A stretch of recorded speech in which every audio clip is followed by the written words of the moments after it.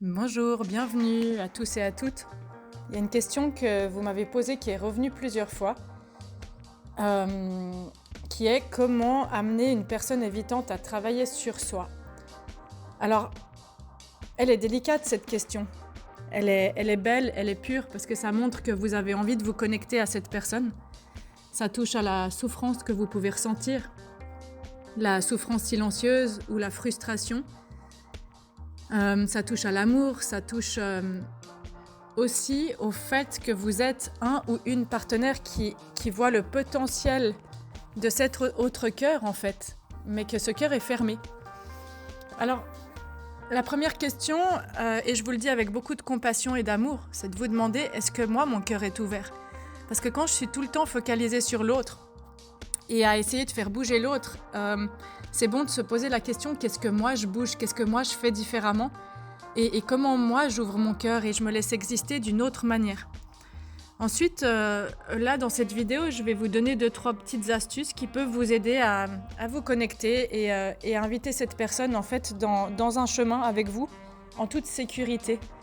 Et dans ce chemin, il y a besoin de douceur, de clarté, de beaucoup de clarté de la parole. La clarté de la parole, c'est aussi parmi les 1500 mots que j'ai envie de dire, de trouver en 3 phrases mon besoin c'est parce que ce que je voudrais différemment, est-ce que tu es capable, est-ce que tu as l'envie ? Et une fois que j'ai jeté cette bouteille à la mer, c'est plus de ma responsabilité d'aller faire à la place de l'autre.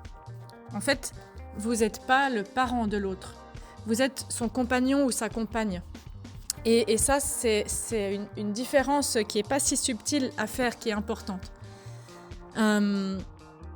Donc, je peux vous faire un petit rappel de pourquoi une personne va développer en fait un attachement évitant, comment on peut l'inviter en douceur à faire un chemin vers soi-même, et puis de vous donner quelques exemples.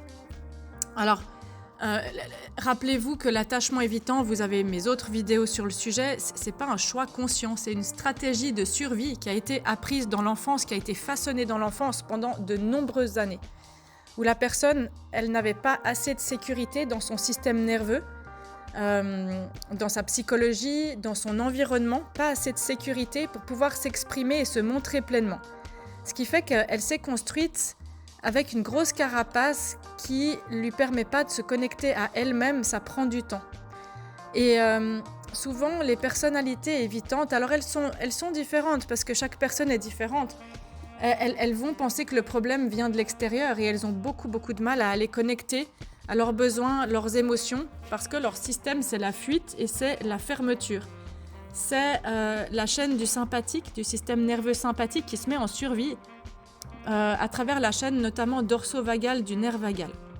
Et du coup, j'ai grandi dans un environnement où les émotions sont pas bien accueillies, où l'indépendance elle a pas sa place, elle est pas valorisée, où il n'y a pas de vulnérabilité. Quand il y a de la vulnérabilité, j'apprends que c'est dangereux. Du coup, j'intègre que quand je montre mes besoins, je vais déranger. Quand je pleure ou que j'ai peur, on me rassure pas, voire on me rejette ou on m'ignore. J'ai une cape d'invisibilité. Et du coup, j'intègre en grandissant, il vaut mieux que je me débrouille seule, c'est plus sûr parce que je peux compter sur personne. Du coup, j'apprends à pas ressentir, à pas dépendre des autres, même en amour, à couper l'accès à mes émotions et à pas exprimer mes besoins ou ma douleur. Parce que c'est ça qui m'a toujours protégée.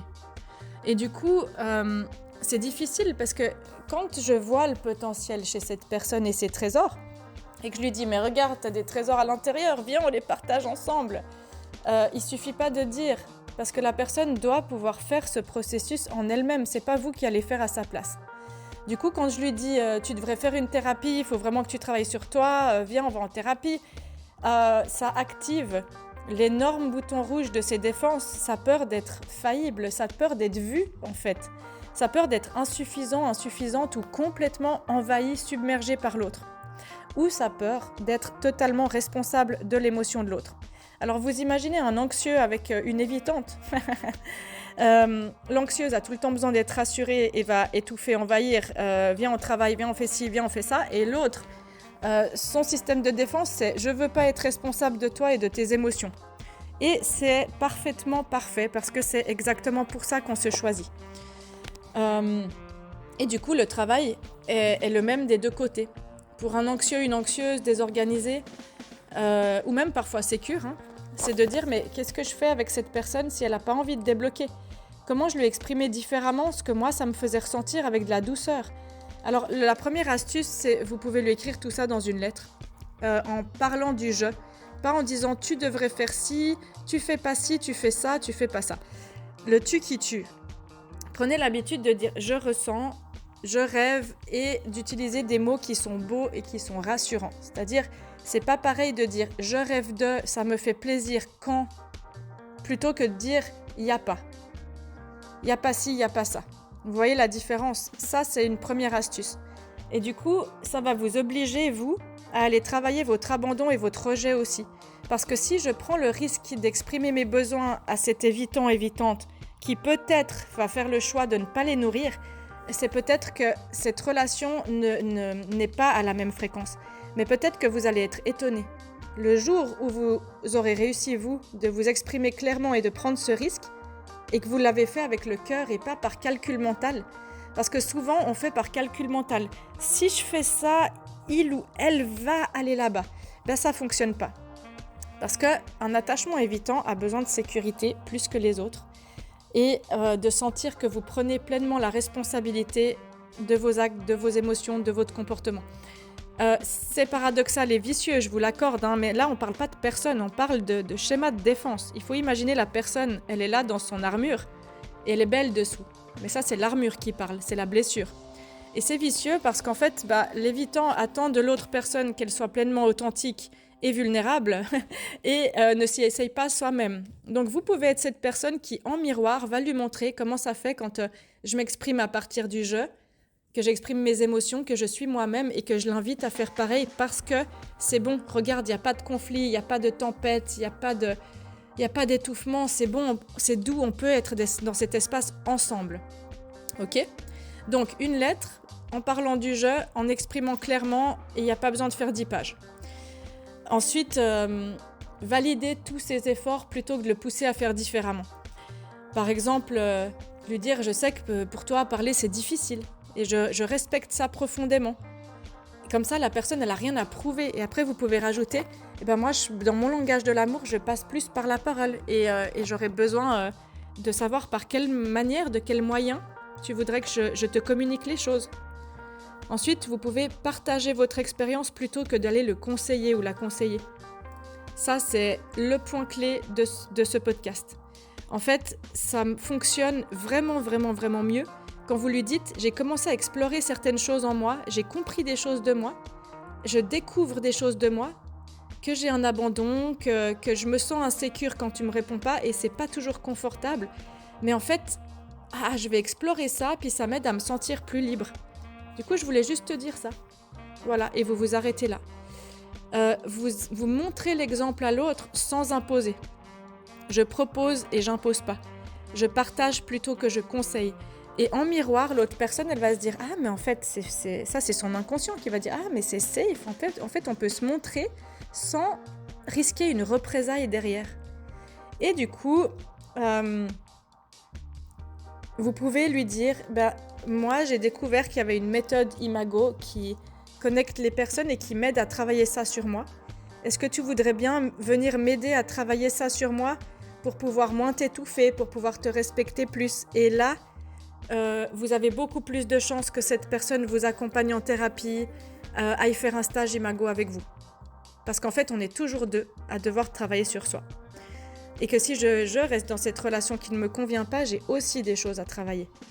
Ensuite, vous pouvez suggérer comme une possibilité et pas comme une prescription médicale. Encore une fois, vous n'êtes pas le thérapeute de l'autre. Je vous le dis avec amour.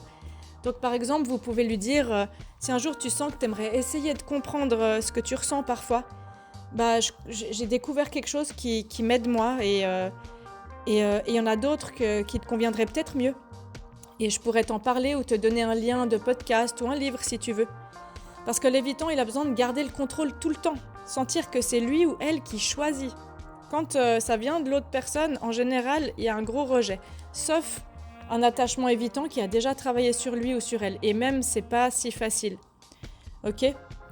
Du coup, quand j'ai grandi dans l'enfance avec un père distant, par exemple, dès que l'enfant en fait, va avoir une émotion, des pleurs, de la colère, et que le père dit « Ah, c'est bon, arrête de faire ton cinéma », ça donne un ou une adulte qui va éviter les discussions profondes, qui va fuir les conflits, qui va garder ses émotions sous contrôle en permanence.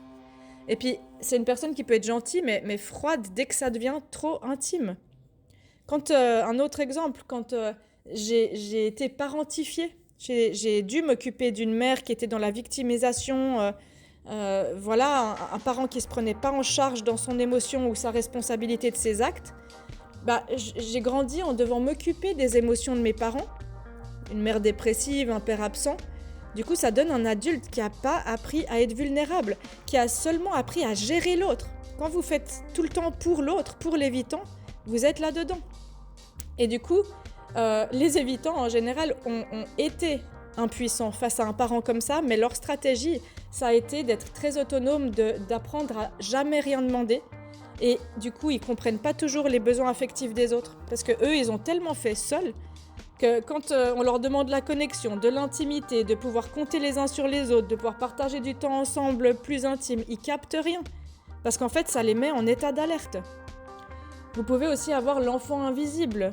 L'enfant à qui on pose jamais des questions d'intérêt, sur son ressenti, sur ce qu'il aime, sur ce qu'il aime pas, on choisit toujours à sa place, on valorise que ses performances. Ça donne un adulte qui va avoir zéro conscience émotionnelle. J'ai aucune idée de ce que je ressens, je suis mal à l'aise quand l'autre me parle de relations, d'engagement, de besoins, de connexion, je suis paumée. Du coup, ce que vous pouvez faire, c'est le tout avec beaucoup de douceur.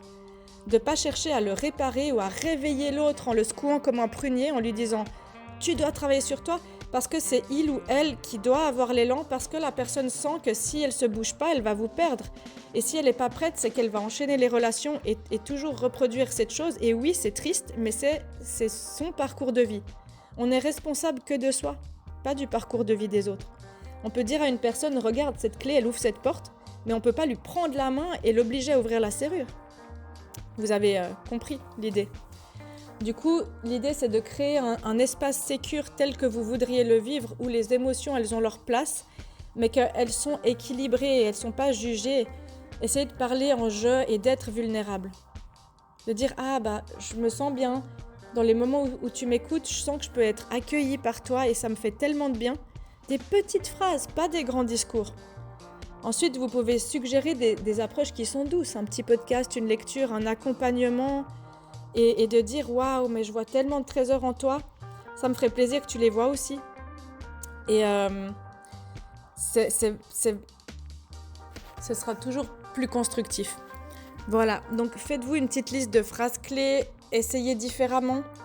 Essayez de dire, moi je réalise plein de choses de moi et aussi de nos schémas. Et puis moi j'ai besoin de travailler ça sur moi et de me débloquer pour améliorer notre relation. Est-ce que tu peux... ça t'intéresse de venir m'aider à faire ça? Et là vous lui proposez d'être compétente plutôt que d'appuyer sur son bouton je suis un incapable qui réussit rien et qui te déçoit en permanence. Ok? Voilà, je m'arrête là pour aujourd'hui. N'hésitez pas, si vous avez des questions, moi je propose des séances en ligne d'accompagnement sur les styles d'attachement, mais aussi sur les stades de développement dans l'imago, sur plein d'autres choses, en sexologie. Donc si vous souhaitez, n'hésitez pas à me contacter par mail. Vous avez toutes les infos en dessous. Et moi je vous dis merci pour votre écoute, bonne chance et à tout bientôt.